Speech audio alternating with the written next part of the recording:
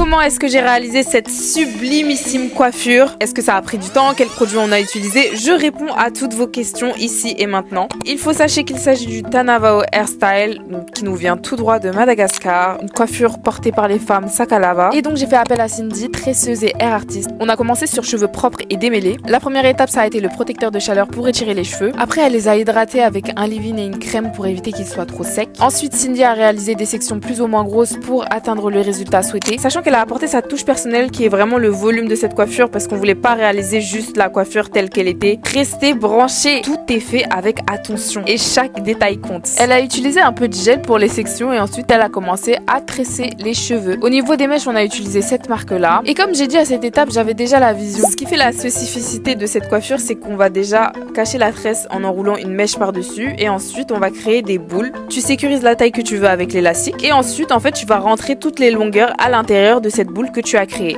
On avait besoin de protéger la coiffure donc on a mis des filets marrons mais ça ne fait pas partie de la coiffure en elle-même. Quoique j'ai quand même la vision aussi. Et voilà le résultat. En tout ça nous a pris à peu près un bon 5-6 heures pour la réalisation.